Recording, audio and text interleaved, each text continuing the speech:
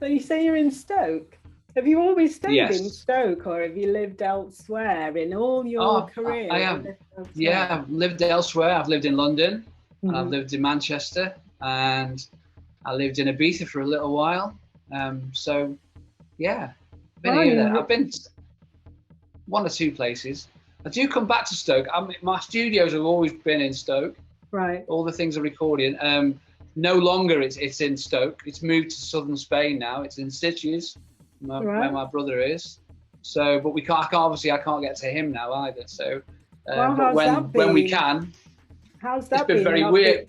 Not being able to see your studio buddy, like. Yeah, that's been the weirdest thing of all, because the minute you have a creative burst, you've literally got to have a chat or a Zoom meeting and go, I've got this idea, we want to work this, and you have to send things over to him, and then he'll send something back, and it's not really quite the same. I'd like it to be. I was going to ask how is that creative process now? Like, is it missing something, or does it give you something else? Is there another kind of creativity that's coming out of this distance? Well, I mean, this last year I've been doing a year-long MA, so that's taken up most of my time. So really, that's been the thing. That's helped in a sense. It hasn't. I mean, that's been difficult because I haven't been able to go and use facilities at the local university, but so I've been doing all that from home. So my spare time has been doing the creative stuff in sort of studio wise. It's all been remote. It's been very difficult to sort of that bounce off. I work with my brother, and we bounce off each other like brothers do. Yeah. So it's kind of it's with that. I think we've managed to do a little bit, but it will get better once we can move around and once I've finished this course, I think. So, I mean, because we're brothers, we fire off each other in a really vibey way, and eye contact is really important. Yeah. You can tell when something's working just by looking at, there's no guesswork, nothing to hide when you're working with your brother. I work with both my brothers, but Richard's more local, and he does a different kind of music. It's more songwriting based, and I work with him writing songs and doing stuff for little films and pop and stuff like that. So it isn't really the dance music world. Because I'm trying to imagine little Kelvin.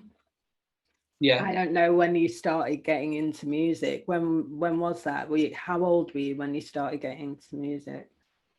I think as far back as I can remember, really. I tell this story quite often of when I painted my dad's records blue. Yeah. When I discovered them, and he showed me what happened to records in the real world when you put a needle on them and they played, and my whole world opened up at that point. I was just like, this is amazing. This is what I've been waiting for. I've been obsessed ever since I heard music come out the speakers and I could control what it was. Yeah. And my dad was a musician, and he had a career in the 60s as well. So who was he? Surrounded. Was he famous? Or? No, I wouldn't say he was famous. He had a couple of successes as a songwriter. He wrote songs for the Shadows. Okay. And he had and he had a couple of singles on the major labels, which didn't do a lot, but he had a career. He was a very good vocalist and a good guitarist, and he was Sandy Shaw's band leader for years. Oh, so he's worked with some big names as well. So yeah, and so it was his career. And then when he finished being a performer, he went to work in the industry doing promotion and tour management and then management beyond that as well. So he stayed in the industry. So did your love of the music industry, or did your kind of awareness of the music industry come first of all from your dad and then from the music you were listening to? Well, first of all, my dad said to us, don't go in the music industry, avoid at all costs. So we red rag to a bull. Yeah, well, all three brothers ignored him completely. And we all ended up working in music, which is, and I mean, it was quite really harmonious because he worked with us as well. Okay. You know, it was a very much a family affair. He was like, well, if you're going to be in it, I'm going to help you do what you need to do and introduce you to the right people and show you the way to go, if you were, you know. So yeah, so it was school and everything. Did you play an instrument in school? Were you musical in that way, or were you just solely technologically musical? No, I was taught guitar when I was very young, and I can sort of find my way around that with a few chords and a few and on a piano I'd sit down and play my way through. And but I wouldn't call myself a musician as such. I work with musicians. There are people who can do it much better than I can. Yeah. So if I want a piano player, I'll get a piano player. I don't like to kind of too much like. I want to hear playing. I believe in that, you know. And you can find your way around with a keyboard. You know, house music is it does allow that. You know, you can work around it with samples and 3 notes on a bass line, and you know, you don't really need to do as much as a musician would. But if I'm recording, let's say, you know, a classic song, which I do with my middle brother Richard, then I'd get a real player in. To be fair. Richard's a decent keyboard player. Danny's a half decent keyboard player. I'm slightly below their level, to be honest. That's very honest of you. Yeah. But we have to admit our limits and boundaries and our strengths also.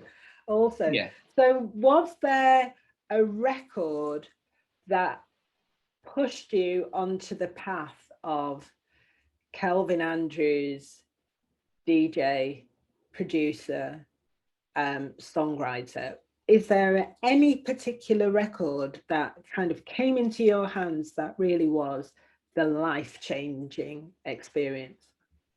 I don't think there was one, to be honest. It felt very, very natural, and it was just like, and I found myself DJing at 17, 18, and I absolutely loved that. I loved that I could share the music that I loved. That was a big thing to me. And then when DJs became producers, I was like, oh wow, I know about music, I'll get involved with this. You know, it was literally felt like overnight. You know, little brother Danny, he'd been brainwashed by me to get into music from a very early age, and I remember him playing him Jack Your Body, Steve Silk Hurley, from a London Records promo cassette. Because I was working, I was working for Polygram at the time as a rep, pre-selling albums into shops. So I had a copy of this House Sound of Chicago cassette quite a way before anybody else. This is in 1986, 85, right, late so 85. I didn't even know this about you. Did you go from school to that then? Did you go from? No. I worked in the dark room in a printers for a little while. I was in a few bands as a vocalist and a writer. You know, involved in music generally. All 3 of us. Richard was in a 12-piece funk band.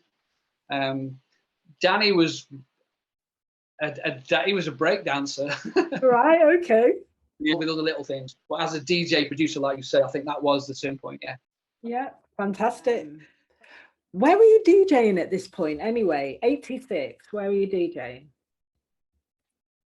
My first gig out of town was in Derby. I was buying records weekly at Eastern Block in Manchester. So I kind of knew a few people around. I was putting my own events on more than anything. I had a residency at a place called Quenchers, which was, I was there for a few years, and I was playing there and putting my own events on, which were much more leading towards the house thing. Yeah, we'd done electro events and stuff like that from about 83. That's when I was really taking it seriously, you know. And then so I remember putting a party on in at Central Park in Newcastle under Lyme with Colin Curtis and Mike Shaft. Okay. This was in 85. So that was my path then. I was already into that world. I used to go to the all-dayers, and as a dancer, I was fascinated by American dance music, you know. Incredible. I don't think I've ever seen you dance, Kelvin. I do like a bit of a wiggle. How come I've never seen you dance? I honestly, like, I don't think I've ever seen you break sweat on the dance floor. That's because every time I've seen you, you're either DJing or I'm either DJing. True, one or the other. True, because I'm generally standing in front of you going, Kelvin. And otherwise, you'll be playing records and I'll be going, hi, Paula, how you doing? Yeah, revere the God. Revere the God. Yeah. Yes, certainly. So you've moved then. You were then actually a DJ and a producer with residencies, and you've actually physically started to build up to this like critical mass point. When did you actually come into your own as Kelvin Andrews, this like all-seeing, omnipotent sort of DJ? My first gig in Manchester was in 1989, the beginning of '89, and it was at Conspiracy. Okay. And I'd chatted to Chris Jam at the counter at Eastern Bloc, and he said, "Why don't you come and play at the Conspiracy?" I said, "Yeah, sure." And I played there a couple of times, and then the third time I played, I'd organised the ID World Tour Manchester thing. I'd phoned ID magazine up. I had this idea, and this is the kind of thing you did when you were young, isn't it? You just phoned them up and said, I said, listen, we should do this. It's a Conspiracy, and they just went yes. So we had Kid Bachelor, Nancy Noyes, Justin Robertson, Candy Flip playing live, 808 State as well playing live, and that was like the last time I played Conspiracy. By which time I was doing a club in Stoke called the Freetown, which was a weekly thing, and that was a kind of an alternative to what Shelley's was. Shelley's was like the ravers. This was more of a house club, a bit. It was a great. I mean, people talk fondly of it. You know, it wasn't a gigantic place. Probably hold about 400, 500, and it was called the Freetown in Hanley. Former gay club called Excalibur. Okay. And we that's when I was DJing regularly with my long-term DJ partner Pete Bromley, and then from there, an old school friend said to me, "Would you like to come and do this thing we want to put a party on?" And that was Golden. Okay. John Hill said to me, "We're going to start this thing, and would you and Pete come and be residents?" And then literally 89 to 91 was the period when lots of things started to happen. I was playing more gigs, getting more guest spots. And I think it started really at that 86, 87 point when I was getting records no one could get. I was getting promos for things. So the gigs that I was playing, people would then say, "Where'd you get your records from?" And I was getting things that no one else had.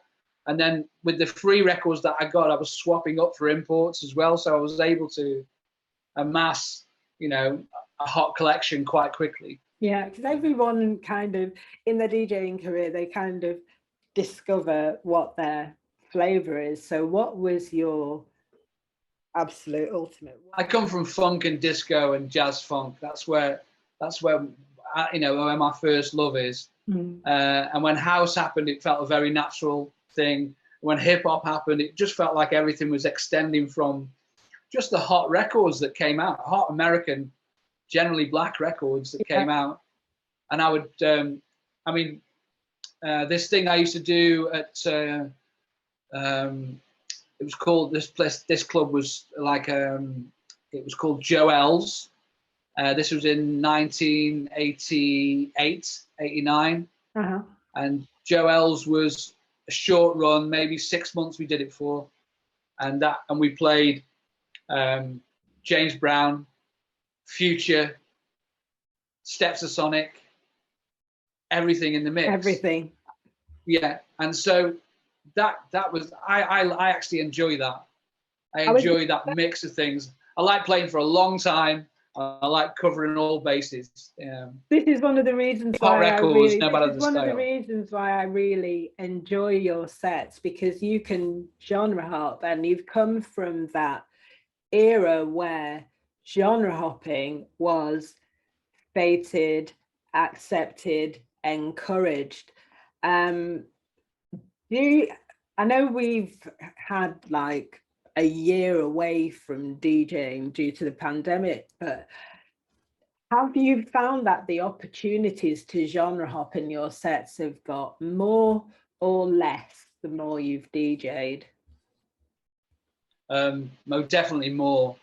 My good friend Balearic Mike and I got this brand called Down to the Sea and Back, which allowed us to play house music next to, an ambient sunset record in the same set. I think that freedom, that, if you like, for want of a better expression, Balearic freedom that the likes of Alfredo and Leo Mas came up with Amnesia in the early days in Ibiza, that whatever's going, if it's a hot record, I'm not scared to tempo change. I like to play. I enjoy playing for a long time. 2 hours always feels a bit short to me. Sure. Yeah. So I've always been comfortable with playing across the board and for a long time. My favorite thing to do is to play for 5, 6, 7 hours. Okay. That feels the most natural thing for me to do. That's good to know, because you're coming to play for me in a bit. I might just leave you in the controls. It's like, here you go, Kelvin, knock yourself out. I'm dancing. Yeah, I think the problem is sometimes in squeezing it all in when you do a 2-hour guest spot. Yeah, that squeezing what you do into that little space is probably more difficult. If someone says to me, right, you're playing all night, I'm like, oh. Yeah, it's like relief. Breathe. Yeah, I can, because you can set the tone. You know where you're going to go with it. You can look around and you can bring people into your vibe. Exactly. I think that's really important. Exactly. I think, and I think I can do both. I can do the guest thing, but I like to kind of look at the setting and see people arrive. I think that was very lucky with my my second residency in the late 90s at the Bomb in Nottingham. Yeah. There were a couple of occasions when the guest wouldn't show, so I'd end up playing the whole night, and that was like from before anyone came into the club to the bar. You start with the bar staff, don't you? Yeah. If you can get the bar staff nodding their heads and getting a vibe there. Yeah, and then when the punters come in and they can see the bar staff are vibing, it's like an instant domino effect. Sure. And I think that's I think I learned that there, that sort of like look around and set the tone. Yeah, how important is it as a DJ to have this skill of being able to, first of all, read a room, set the tone, take the temperature of a room, and take everybody on a journey? Is it important? Absolutely. For me, it is anyway. I think the art of DJing is that. I think just you can. So many DJs these days and are adept at mixing records together and holding an energy, but to actually look at a space and bring people along your journey. Yeah. And then them go away and talk about it when they're gone. They're like, oh, it was this and that, and they've got moments to fall back on. It's not just a blur of beats and a blur of bass lines. There was these, I see it as like you can play like, an underground 20 minutes, and you can give someone a moment, and then go back and take them on a groove, and then give someone a moment. I think the most memorable DJ performances I've spent time are like that, Yeah. A few years ago on New Year's Eve, Danny and I played in Miami, and we supported Frankie Knuckles in Miami. Oh wow! And we were steadily doing our thing, and it was New Year's Eve, so you remember you've got to think about this is a big celebratory time, playing this amazing club called Shy. It was amazing, and Frankie Knuckles was due to go on, and we kind of set the tone. And then we realized what an incredible DJ he was, because it was a proper journey. You know, I've seen him on other occasions when he's done 2 hours and gone, and it's okay. But this was magical. He was the sense of occasion, the way he expressed certain things. You wouldn't know where you were going, and all of a sudden you were like, it was beautiful. It was really good. He really showed at that point why he was called the godfather of house, if you like, you know. For sure. I mean, it's that thing as well about taking risks.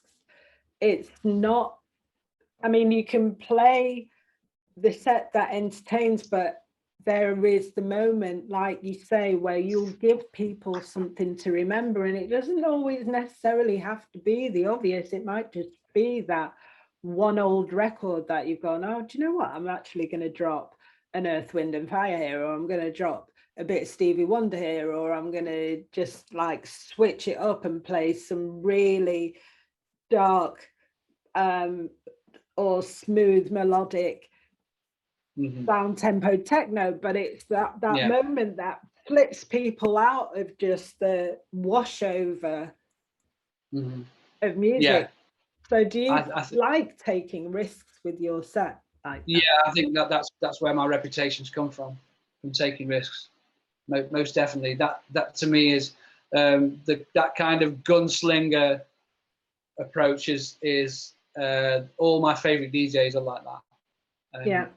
I remember years ago going to the Ministry of Sound for the first time, and DJ Harvey was playing, and he played the entirety of Summer Madness by Kool and the Gang, which is basically an ambient record with a rim shot. It's just, there's no, that's the energy. And it's like, what, 4.5 minutes long, the version that he played. So he had the whole place suspended in this kind of synth. It was just amazing. I mean, it was late in the morning as well. So you had that room there. It was like you weren't like crammed in like sardines, and I was there being a dancer. See, you should have seen me then. I was like in my element. I would have loved to see that. What I'm talking about is my favorite thing about DJing, and my favorite thing about DJs is that tension and release. The people that know how to work the tension and release. You've mentioned Frankie Knuckles, you've mentioned Harvey. Are there any other people that kind of influence you in terms of like they can hold your attention in this way? I'll just flip back to the Harvey story. At the end of Summer Madness, he played Disco Inferno. So it's like because he's just totally high string synth just holding, and then boom, boom, boom, boom, boom, boom, boom. Bang, and on that system, just unbelievable. I mean, literally, I was just like, oh my God, this is what DJing is about. It was revelatory, and it was everything that I like to do, and it was justified. You know, one of the most celebrated DJs Britain's ever produced, I suppose, in that amazing environment, and he was doing what I like to do, and I was just like, yes.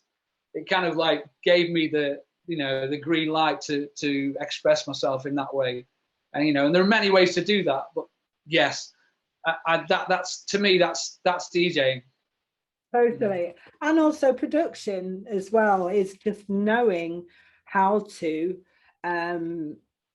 work that tension and release, and to give people those moments when they will just be like, oh, that's magical. That's you've really got to think magical. like a dancer. With dance music, with house music, you've got to think like a dancer. You've got to go with the track like you were on the dance floor, and then follow that to where your heart's saying release. I feel very lucky because I work with I believe as a producer, Danny, my brother, is one of the best in the game. So he's pure house music. His head is just like, whereas mine will go into a world of genres. Danny is at his core is house music, and he spread his wings a little bit more recently. He's a lot more less militant, should I say, about but with house music, here's his thing. And so if you ever saw he and I in the studio, we're just literally looking at each other constantly like that, and then we're just following each other's expression, and we kind of know. He works less in other genres than I do. He works with house music, and for me to work with him makes it, you know, a joy. And the people who I work with in other genres have that thing. They're specialists in their world. So really, I can genre hop. I think that's kind of a good explanation about what I'm about, you know. Totally.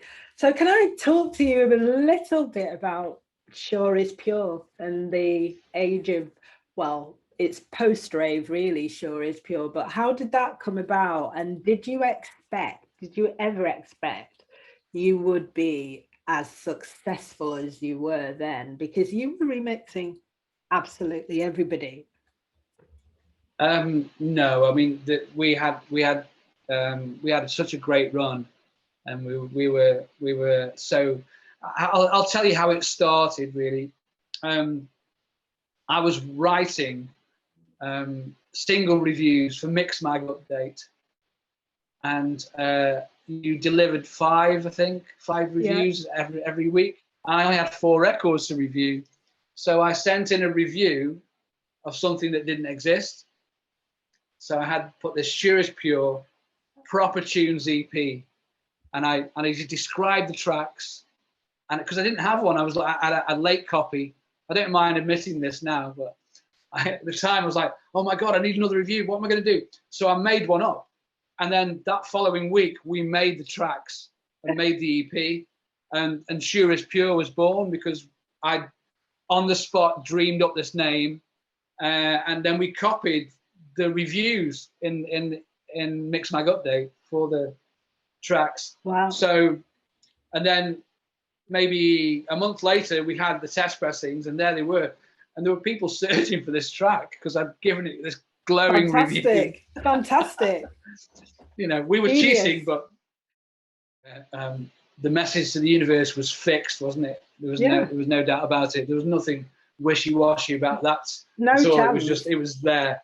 Right? And we followed it up with some serious action and intention, didn't we? So it wasn't just left to the universe. It was right. Okay, we've got to do this now because everyone's going to think I've made it up, and because you know, it was literally we had to do it.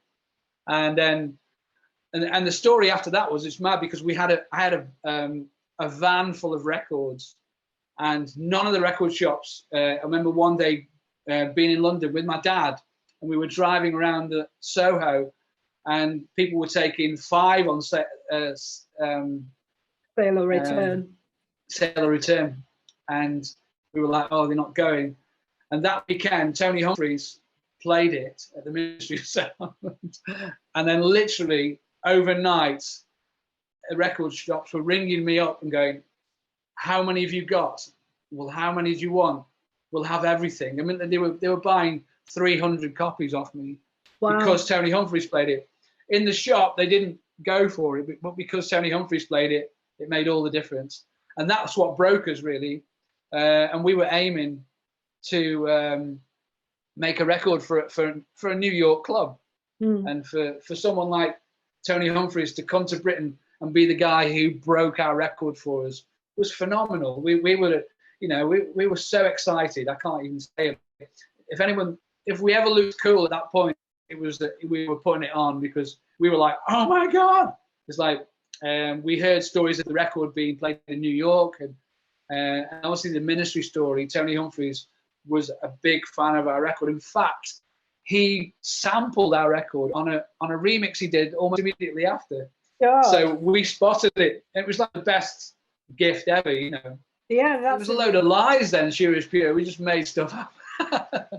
And then Tony Humphries nicked out. It was a load of thieves and liars, you know, that kind of made it happen. That's a nice title for an album. So you've gone Thieves and Liars. You've gone from Thieves and Liars to having absolutely the most phenomenal discography of releases and remixes. I mean, I remember it was at the start of my DJing career, and you couldn't move. There wasn't a single DJ that didn't play the Sure Is Pure remix of the Doobie Brothers' Long Train Running. And it's a classic even now, like 30 years later. So no, that's great. It's so weird because when we made that record, we did it at DMC Studios down in Slough, and we did it. It was an all-night session, and we did the brother thing where we hated it, and we weren't ever gonna work together again. We were on the train, we were so tired, and we put all this effort in, and we delivered the DAT as it was then. Yeah. And we took the train home, slept. The next day, I got a phone call from Warner Brothers saying they were absolutely blown away. And so I went back to my cassette player and I listened to the cassette that we ran off. I went, oh, it's pretty good, isn't it? But it was that thing where we were working on it all night. We were so tired that we didn't know. On my very first one thing that I would say about that remix is that you totally understood. First of all, you totally understood the Doobie Brothers track. You didn't try and make it too weird or too other, but then you just put your Sure Is Pure energy underneath it, which just took it in a whole other different way. It just made it appealing to clubs in 92, 93 was it? Yeah, I think 93. Yeah. 93. Yeah, I'm old school in my thinking. I think a remix at that time, you would get the remix would be you got the original arrangement and you built around that arrangement. And I think we did that with most of the things that we did. If it was a great track, we'd keep that arrangement and we'd build a framework which would make it work in a club environment. And we've got to remember, we were already playing the Bentley Brand version, particularly at Golden. It was a massive record, and that's how it came about. Warner said to us, "Do you want to remix it?" We were like, "Yeah, we'll remix it." You know, in fact, I think it's and we were being managed by DMC at the time, so that's the reason why we used their studio. Okay. And it became it was very early in our career, but we kind of knew what we wanted to do with it. And although we'd had a long night and we'd fallen out, all that work had gone into it, and we couldn't judge it at the end of the mix. This happens often. You can't judge the mix that you've done. We typically do all night sessions. You start and then you finish, and then back in those days, a guy would pick it up on a bike and you give him the DAT, and then you'd let it go. And that's exactly what happened. You know, a bike turned up at 8 a.m. and at 10 a.m. that mix was in a meeting, you know, and they either hated it or they loved it. But luckily for us, they loved it.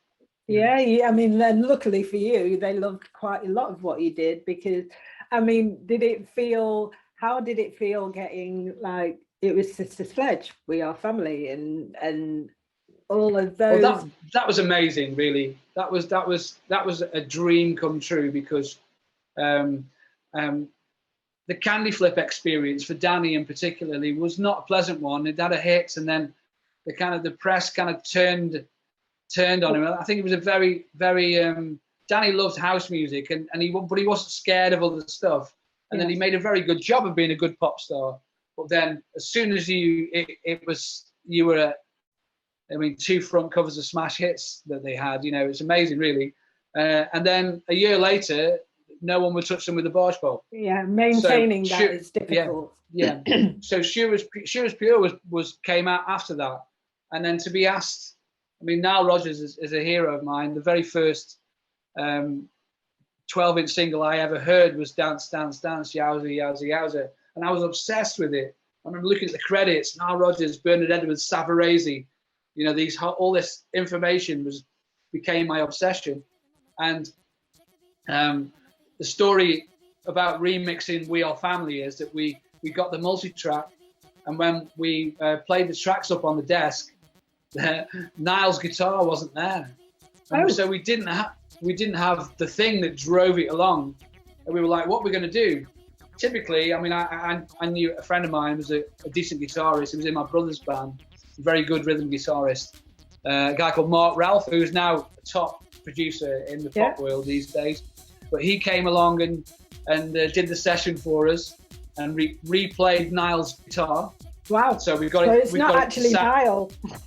not on the remix. It's not on the remix. It's not. No.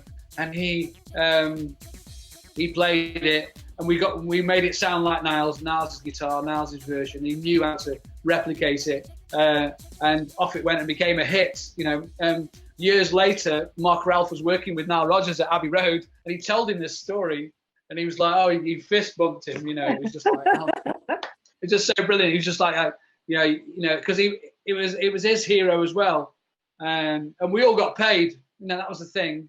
It was a nice thing. It wasn't just a fan moment. We were being taken seriously, and it was as a music fan, it was a beautiful moment because we love all that. We come from that as teenagers. Chic were our heroes, and to have a hit with one of their records, you know, you couldn't get. It doesn't get better than that, really. Not as a music fan. One of the most beautiful things I'm noticing as you're talking is the heat that comes when you're talking about music. Your passion for music is just like live all the time. Did you at any time in this Sure Is Pure experience, was it rock and roll? Did you experience it being too rock and roll? Was there ever a moment where you thought, actually, this isn't what I signed up for at all? Or was it all cool? I think there was a point when we were like remixers de jour, and every major record company was throwing stuff at us, and the money was fabulous. So we were like, okay, you know, in 1994, when somebody offers you, you know, £12,000 to remix Lulu. Good Lord, it's like 100 grand that now. Well, it is in comparison because people don't get paid for remixes so much. Yeah, you know, £12,000.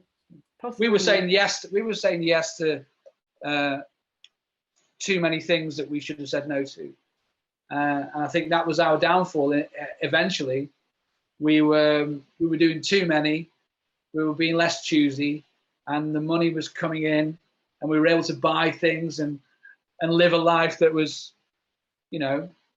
So, and then once you live that life, you carry on living that life. Of course. But, you know, it's okay. We did have 4 or 5 years of it being, you know, at the very, very top. And we finished off with our kind of last remix, successful remix was the Blue Boy, Remember Me. Yeah. And so we finished off with a hit as well. So we'd had, I mean, Danny and I counted. I think we had 6 top 10 hits with Sure Is Pure.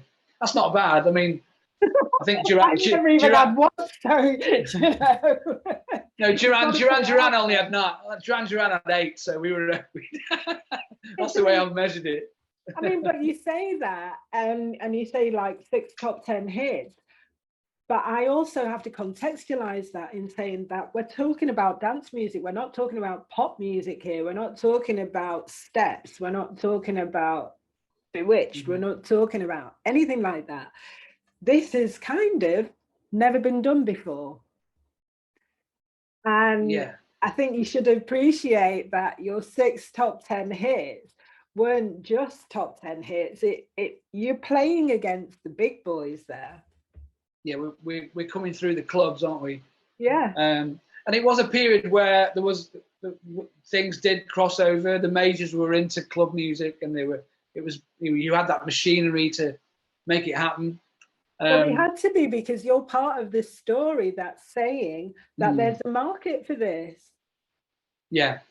That kind of topped it off when I went to New York for the first time, and I was with Ashley Beadle, and we were both the same, like, oh my God, this is New York. We're so excited. We went to the Sound Factory, and and Junior Vasquez played Astley's record from a test pressing, and we were on the dance floor when it happened.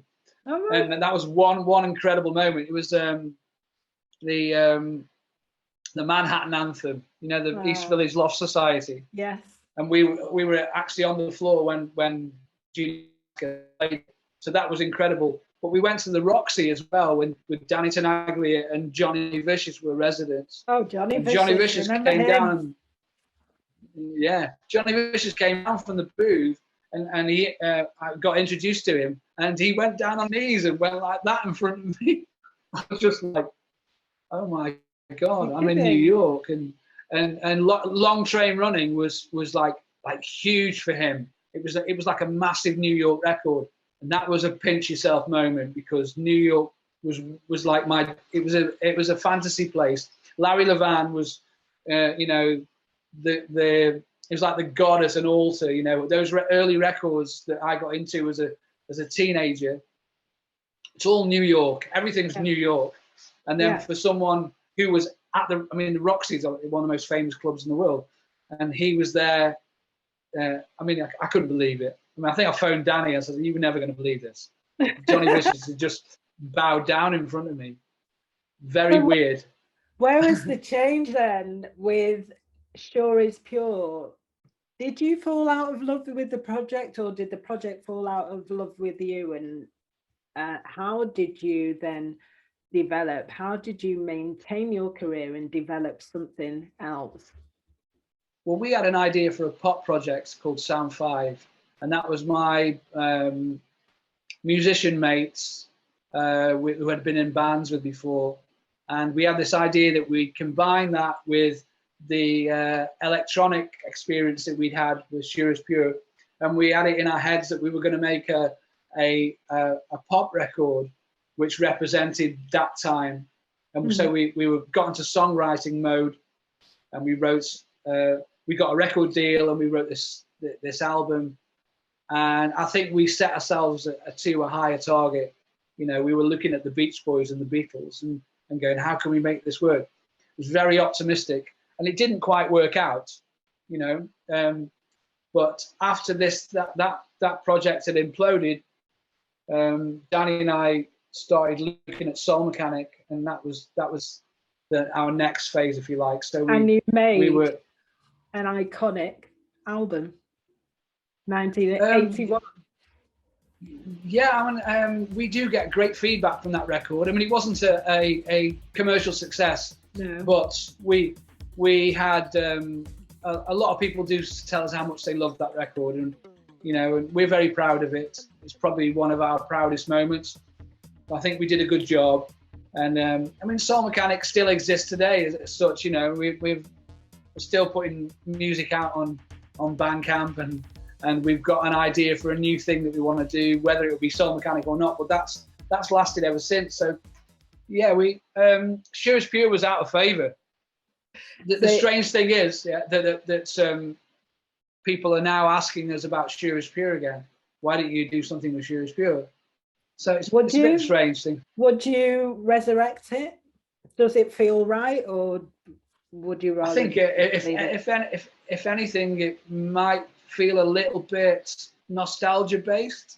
Yeah. But considering some of those records are still being played, you know, then I mean, you look at the Hacienda classical thing. Nostalgia hasn't killed them off, has it? Really? For sure for sure not. Absolutely not. And look at the parties. It has not killed them off, and you're absolutely right. So I just think it needs to be. If we gave it some thought, then maybe. But I think we're interested in making new music. We have got a batch of versions that never got released, that we used to keep for our own, to give our DJ world a little bit of exclusivity. So we have talked about that, like, you know, the versions, if you like. Oh, you have options. We did a compilation album with Network called Remixology, which they put out this amazing triple vinyl, coloured vinyl thing with all our top remixes on. Not all of them, because we couldn't license everything. But that was really people still. I mean, I actually autographed a copy of that for somebody about a year and a half ago. Somebody came up with an immaculate copy of it, and I was like, "Oh, that's amazing!" And he was like, "Will you sign it?" They gave me this like beautiful silver marker, and I signed it, and I was like, "I can't believe this is happening." They were like huge fans, and they'd saved this record. It was immaculate, and they wanted me to sign it. And then they sent me a photograph, and it was like in this like gorgeous like frame and stuff. And I was just like, "This is madness," you know. All these years later. I just think one of the nicest things about you is like, for as long as I've known you, and even today sitting in front of you, just listening to you talk about music, it just gives you that fire. It really does give you that fire. So then how did you move? How did you keep that fire then that you've got from house music, that you've got from DJing, that you've come from producing in dance music? How did you make that flip into writing pop music for Robbie Williams? How did that happen? How did you meet anyway? Well, I mean, that the pop world is basically something that we can do, and Rob is an old friend, and we've occasionally he'll call up and say, "Well, what are you doing?" I'm like, "Well, what's happening?" And we'd go out to stay at his place and spend a few months writing songs, and maybe one of them might get used. We had a great session one time. I flew out to LA with Jankel from the Blockheads sitting next to me. Oh my God, I love him. He's one of my ultimate producers. Well, me too. me too. Me too. And we chatted all the way to Los Angeles. We didn't even have a break. Not jealous. And we're still friends. And we wrote some stuff together, and that was an amazing experience, because that would not have happened without that, working in that arena where Rob is. Mm-hmm. He's the pop world can be uncomfortable because everybody wants hits, massive hits, and nobody wants you to experiment, and we like to experiment. Even with pop, we like to bend the rules a little bit. So our strike rate in terms of, we're probably, I think we probably write 50 wonky pop tracks, and one of them might have something that they can do something with, and the joy is just creating, and we did about 10, maybe 15 with Chaz, and one of them got used on one of Rob's albums. So Chaz is the most talented, lovely man I've ever worked with in the studio. He is an absolute joy to be around. He's brilliant, and so many stories about the Blockheads. And, it's a history of all of its own, like, iconography. The guy's a genius. Guy's a genius, and to work with geniuses, that's what it's all about, isn't it? I don't consider myself a genius, but I have worked with geniuses, and that's a thrill, to work with really, like, these certain people in that world have got that bit of magic that you can't quantify, and he's definitely one of them. It was a great experience working with him. Are you still as excited when you go into a record store, or or when you're shopping online, because we can't go in record stores now? We can in a little way, yes. But do you still get that excitement when you're going down a little, like, YouTube or Spotify or Bandcamp vortex? Most definitely. I love searching for music. My tastes have got broader. If they could, if there's any way of doing that, but they can. It just keeps going. That's the beauty of it, And I've been doing 2 regular radio shows while I've been, and one of them on the Sundays called Carbutarium, and that's really where you can play, Venezuelan 60s music next to rock and roll, next to some electronic stuff from Switzerland, next to an old classic house record. And it's all in the mix. Everything's in there, you know. And my love for Brazilian music is taken care of. And, you know, I like my old jazz funk thing. I like quirky pop music from different parts of the world as well. I have got an appreciation for it all, you know. I love ABBA. Yes, so do I. So do I. Yeah. I'm sorry, You know, I could write a thesis on Voulez-Vous, but anyway. Seriously. So you'll never, ever lose that. You just never lose that enjoyment or that passion for music. Has it slowed down in any way, or has it picked up pace the older you've got, that kind of? No, I think it's probably picked up pace. Enthusiasm.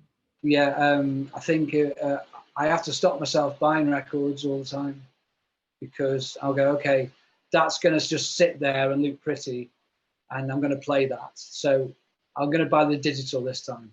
Yeah, are you still buying vinyl and digital, or just vinyl? The vinyls that way, or no, not at all. No.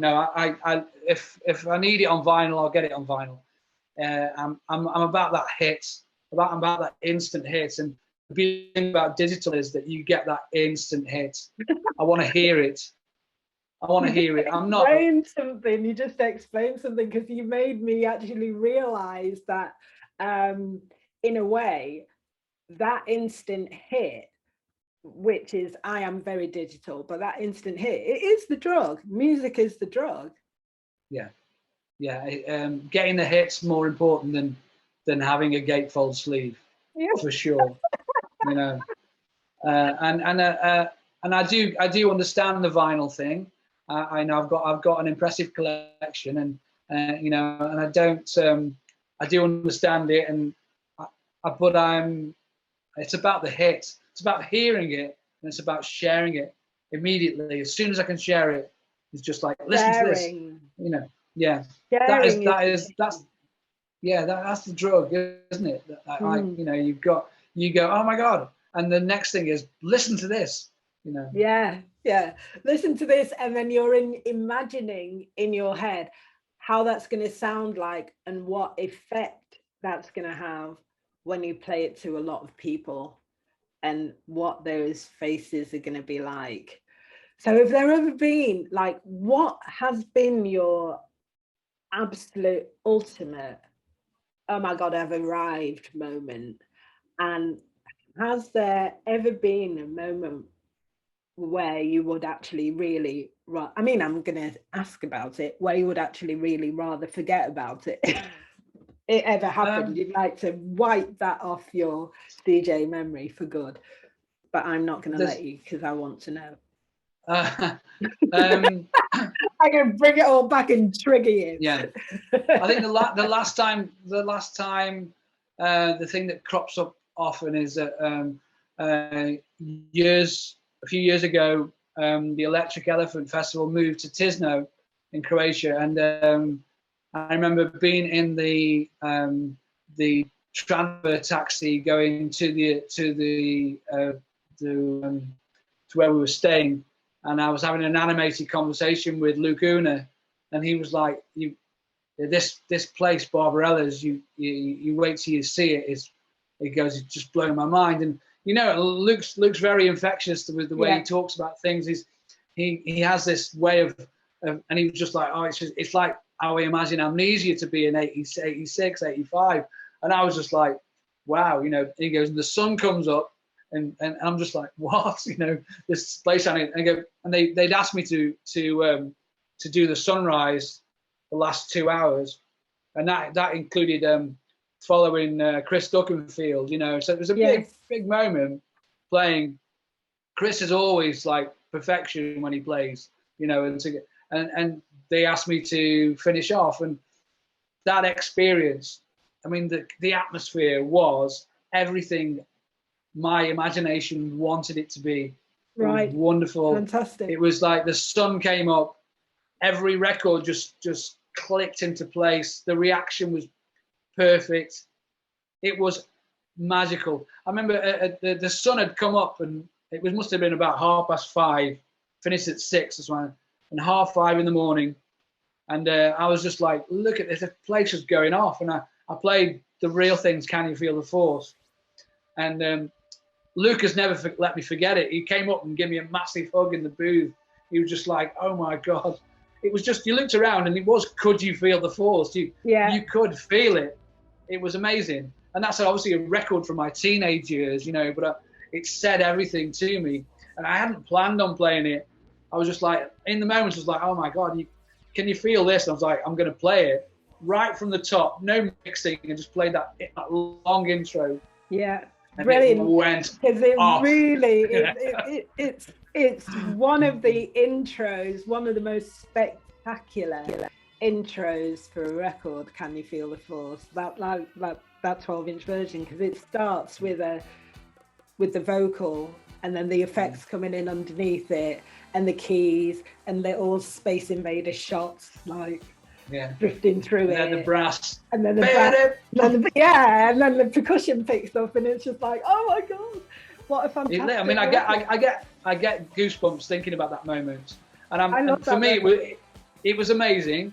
And I'd played all kinds of stuff. I played like Robag Room techno records and like, you know, proper like Chicago bits and bobs and new things and old things. It was a real mix-up. But that moment in time, without any planning, I was just like, that was, and it was amazing, you know. And the following year, I did the same spot again, and that was also fantastic. But that particular moment, just the way the narrative of Can You Feel the Force in the record, it's saying it, and it was a beautiful moment. And there have been moments when I think Danny and I were playing in Milan, and just before we went on, the promoter said to me, "Don't forget, you pump." And we were like, "Okay, pump, okay." So, and I don't think we were so many different things. Yeah. And that reminds me of the worst ever thing as well. I was in Miami, and I flew down to Buenos Aires for a gig, the first time I'd ever been to Argentina. And I flew down and I was so excited. And I got to this gig, and it was like 2,000 people in this hall, and I just did not have the energy for the room. They wanted to be brave, and someone threw a bottle, and it kind of skimmed my head, and my heart just went, oh no. And I was like, get me out of here. And there's a guy, their local guy was waiting to play, and so I asked him to go on early because I just couldn't. It really mattered that I couldn't deliver. Absolutely, absolutely. And so he went on. He played one record of this heavy trance thing, and it just went off. And I was like, "Get me out of here," you know. But the bizarre thing was that I got persuaded to go to an after party at a place called Santa Isidora, which is like a really nice area just outside of Buenos Aires. And I kind of like, yeah, okay, I'll come along with you. So off I went, and I went for sleep for a few hours at this house, and then woke up and they said, "Do we want you to DJ?" And I was like, no, I'd already had my experience blown in one. I was so disappointed. No, everybody wants you to play. So, and I played, and literally it was one of the best things I've ever done in this garden party, you know, and I was just doing my own thing. And I played French Kiss, and it was raining, and they were all pogoing in the rain. It was amazing. So we had two sides of the coin in one day, you know. Well, also two sides of the coin in one day, and also that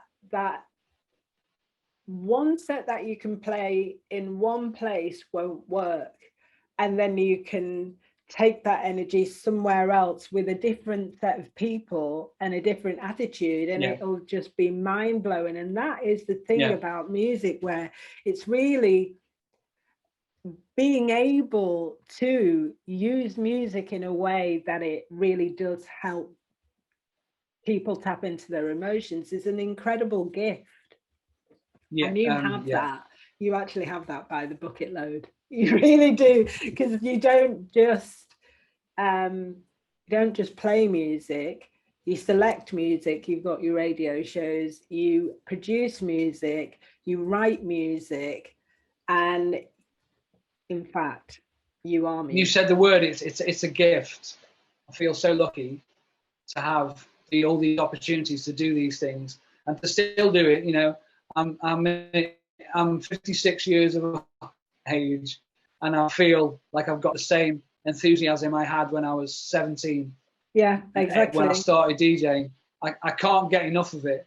I feel I had a great phone conversation yesterday with Colin Curtis, and he's the same. You know, he's probably a bit more sardonic than I am, but he has not lost any of his enthusiasm at all. And he started DJing in 1967. Yeah. I was just like, wow, you know. Yeah. And he's like, I can't get enough. He was like, I'm an addict, and that's it. I've come to terms with the fact I love it, and I love it, and I want to share it. Totally. You know? Totally. And I agree with that. I understand it. I agree with it. And I think that just comes out of every atom of you, Kelvin. Is there an artist then that you think for the next few years that you would say you need to listen to this? Is there an artist you can share with us? My tastes go from like really strange and underground and left field to like, you know, sometimes the most obvious thing. I'll tell you what I did get recently, which was on the Hyperdub label. Yeah, this is by Fatima Al-Kadiri, and it's called Malak. It's like an Eastern call to prayer. It was amazing. Yeah. So, is there anything that you're looking forward to in the next few years? Well, in the next few months as we're coming out of lockdown, what are you looking forward to? What are you excited about? Sharing my favorite new sounds with a dance floor is definitely something that I'm, you know, desperate to get rolling again. Yeah. And I do need to do that soon. Yeah, you know, it's been a very strange year. Yeah. It's coming because I'm very looking forward to having you play for me at Freight Island. I think I'm just I'm looking forward to that very much. I'm just going to wind you up and let you go. Just like leave you in control of it, really, I think, because I can't wait to hear you play. I really can't wait to hear you play. And I'm so grateful to have had the radio, because that gives me a little bit of it. But that sharing in the live moment with a dance floor, with that feeling of connecting with people, that's been missing. Absolutely. You know? And nothing beats it. Nothing beats it. And you cannot replicate it with a live stream. That energy exchange between people is essential. And that is something I have to say, Kelvin, that you are really good at. Well, really, you're a star. I have absolute the same kind of respect for you, Paulette, and you know that. I'm very brilliant. I know, but in different ways, in very different ways. And I think that's the beautiful thing about DJing as well, is that we're all so different. We all have different skills and talents and ways of doing it, because I think it'd be a very boring world if we all just played the same. Yeah, absolutely. And I cannot wait to hear you play out, because all the way through this interview I have smiled, because your passion for music is just enormous, and it's a joy to be in front of. There's no escaping it, is there? You know. No, so fantastic. Thank you so much, Kelvin. I could sit and talk to you for hours. I know you've got other things to do, and we're just about to run out of time. So thank you so much for joining me on Here. Thank you, Paulette. Thank you so much. It's great to see you. I wish you the absolute best. And it's really nice to talk to you about production and DJing. I didn't want to go too much down the historic nostalgic, but I wanted to get into the process. And it's really nice hearing that. It's been a pleasure. Thank you.